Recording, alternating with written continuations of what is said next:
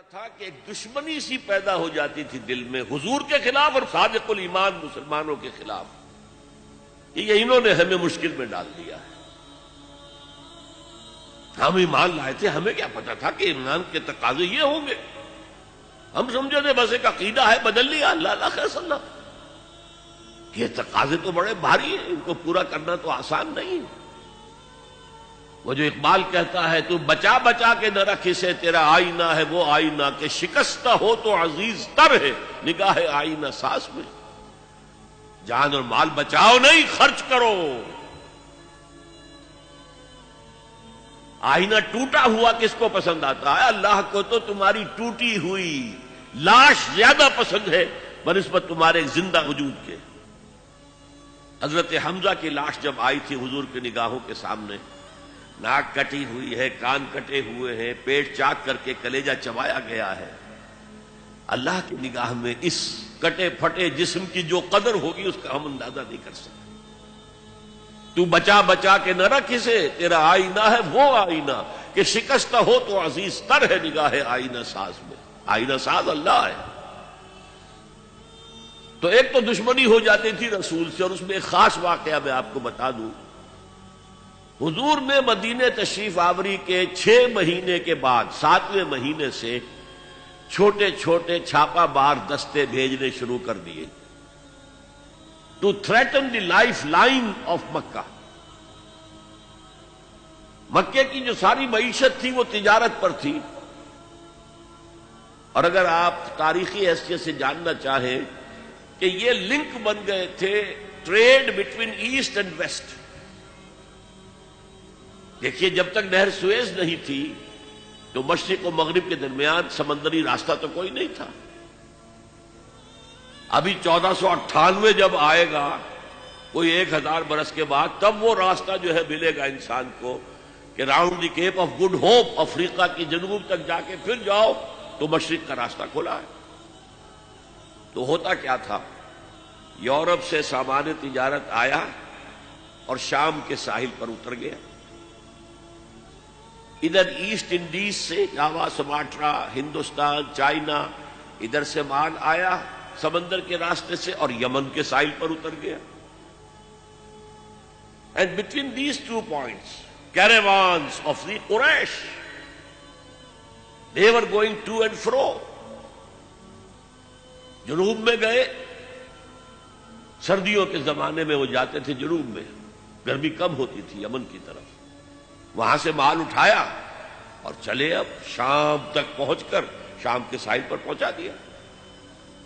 وہاں سے شام کا ساحل یورپ کا آیا ہوا سامان اٹھایا اور وہ لا کے سیدھا جنوب میں، سیدھا راستہ تھا، بالکل سیدھا، اسٹریٹ ٹو دی نارتھ، اور وہ جو ہے آ کر یمن پہ اتار دیا۔ یمن سے پھر مشرقی ممالک کے تاجر وہ خریدیں گے اور لے جائیں گے کشتیوں کے ذریعے سے، شام سے یورپ کے تاجر وہ جو ہے وہ خریدیں گے اور لے جائیں گے۔ تو یہ کنیکشن بن گئے تھے between the trade between east and west, اور ان کو یہ سہولت حاصل تھی، پروٹیکشن حاصل تھی کہ کوئی بھی قبیلہ عرب کا ان کے کیروانز کے اوپر حملہ نہیں کر سکتا تھا، because they were the custodians of Kaaba, اور تمام قبیلوں کے بت کعبے میں رکھے ہوئے تھے، as if they were hostages with them. کوئی قبیلہ ان کے خلاف جارحیت کرے گا تو وہ اس کے بت کی گردن مروڑ کر باہر پھینکیں گے۔ اس وجہ سے انہیں اس پوری تجارت کے اندر، اور ان کی جو مالی حیثیت بہت بہتر تھی قریش کی، بقیہ پورے عرب سے، اس کا سبب یہ تھا۔ اب حضور نے کیا کیا؟ اسے تھریٹن کیا، we are very much here now. This can be called the economic blockade of Mecca. یہ تھا پھر جس کے نتیجے میں، اچھا اس وقت تک قرآن مجید میں قتال کا حکم نہیں آیا تھا، یہ حضور کی اپنی تدبیر تھی، اپنا اجتہاد تھا۔ تو وہ کہتے ہیں دیکھو جی ابھی قرآن میں تو حکم آیا نہیں، یہ تو کچھ ایڈونچرس آدمی معلوم ہوتے ہیں، ایمبیشس آدمی معلوم ہوتے ہیں، انہوں نے ہمیں مصیبت میں ڈال دیا۔ پھر ان کا کہنا یہ تھا کہ بھائی دعوت سے، تبلیغ سے، نصیحت سے، ٹھنڈی ٹھنڈی باتوں سے اپنی بات پھیلاؤ، یہ کیا چھیڑنا قریش کو کہ پھر جنگوں کا آغاز ہو جائے۔ اندر تو تھی اپنی بزدلی، لیکن اس کے اوپر ردے چڑھ رہے تھے فلسفے کے. جیسے ہم کہتے ہیں کہ اگر کسی کو گڑ دے کر مارا جائے تو زہر ضرور دینا ہے. تو اس اعتبار سے وہ حضور سے بھی اپنے دل میں عداوت محسوس کرنے لگے. اور یہ جو مسلمان ہیں، یہ فینیٹکس، یہ پاگل، یہ جذباتی لوگ، یہ نہ دائیں دیکھتے نہ بائیں دیکھتے ہیں، نہ سامنے کے خطرات نہ پیچھے کے حالات، نہ انہیں اپنے بیوی بچوں کا کوئی خیال ہے، کچھ بھی نہیں. اور یہ فوراً کھڑے ہو جاتے ہیں، چل پڑتے ہیں، فوراً لبیک کہتے ہیں. جب یہ لبیک کہتے ہیں تو ہم نمایاں ہو گئے نا. اگر سب بیٹھے رہتے تو ہم بھی انہیں میں شامل رہتے. اس وجہ سے پھر وہ عداوت کا درجہ ان کے اندر پیدا ہو گیا. یہ تھرڈ سٹیج ہے ٹیوبرکلوسس کی. نفاق جب اس درجے کو پہنچ جاتا تھا تو اب اس کے علاج کا کوئی امکان نہیں تھا. یہ ہے غیر شعوری نفاق. وہ اپنے آپ کو مسلمان سمجھتے تھے، مسلح سمجھتے تھے، تو یہ پھیلا رہے محمد اور اس کے ساتھی صلی اللہ علیہ وسلم. خامخواہ چیلنج کر رہے ہیں قریش کو.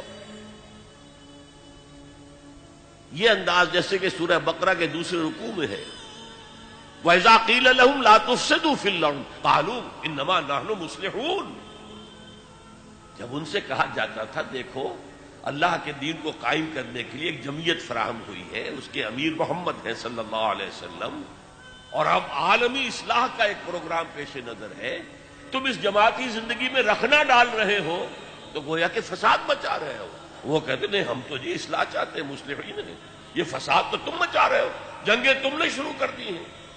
ہم تو کہتے ہیں کہ صلح کے ساتھ کام کرو اور دعوت و تبلیغ کے ذریعے سے، صرف اس مشنری زیل کے ذریعے سے اپنی بات کو پھیلاؤ. یہ تھے مدینے کے منافقین. اب چند باتیں میں اس نفاق کے ضمن میں اور عرض کر دوں. حضور نے فرمایا صلی اللہ علیہ وسلم نفاق کے بارے میں، ما خافہ الا مومن وما امنہ الا منافق. نفاق کا خوف رہتا ہے صرف صاحب ایمان کو، اب نفاق سے اپنے آپ کو محفوظ سمجھتا ہے صرف منافق. صاحب ایمان کو ہمیشہ اس فکر میں رہتے تھے ہم سے کوئی کمزوری ظاہر نہ ہو جائے، مال اور اولاد کی محبت کہیں ہمارے قدم نہ روک لے، کہیں اللہ کے ہاں ہمارا شمار منافقین میں نہ ہو جائے. کوئی چھوٹی سی تقصیر ہو گئی تو وہ بھی انہیں معلوم ہوتا تھا کہ جیسے پہاڑ ان کے سروں پر آ گیا ہے. حضور نے فرمایا کچھ لوگ ایسے ہوتے ہیں کہ اگر گناہ کر بیٹھتے ہیں تو ایسے محسوس کرتے ہیں کہ پہاڑ تلے آ گئے، اتنا بوجھ، اتنا احساس کے اوپر ثقل. اور کچھ لوگ ایسے ہوتے ہیں کہ بڑے سے بڑا گناہ کر کے بس اتنا سا احساس ہوتا ہے کہ ناک پر مکھی بیٹھ گئی تھی، ہم نے یوں کیا اڑا دیا، بس اتنا احساس. وہ ضمیر نام کی اندر شے وہ بتاتی تو ہے تم نے غلط کام کیا، اس سے زیادہ نہیں، مکھی اڑا دی خلاص. تو ما امنہ الا منافق. نفاق سے اپنے آپ کو محفوظ اور مامون سمجھتا ہے صرف منافق. یہ غیر شعوری نفاق ہے نا. وہ نہیں جانتا کہ میں منافق ہوں، وہ تو کہتا ہے میں مسلم ہوں، میں محمد کے پیچھے نمازیں پڑھتا ہوں صلی اللہ علیہ وسلم، میں روزے رکھتا ہوں، اگرچہ طبیعت تو نہیں چاہتی لیکن کیا کروں، جبرن زکوٰۃ بھی دے دیتا ہوں تاکہ مسلمانوں میں شمار تو رہے. تو وہ تو اپنے آپ کو مسلمان سمجھتا تھا منافق. تو ما امنہ الا منافق وما خافہ الا مومن. مومن کو خوف رہتا ہے کہ کہیں میں نفاق کی سرحدوں کے اندر داخل نہ ہو جاؤں.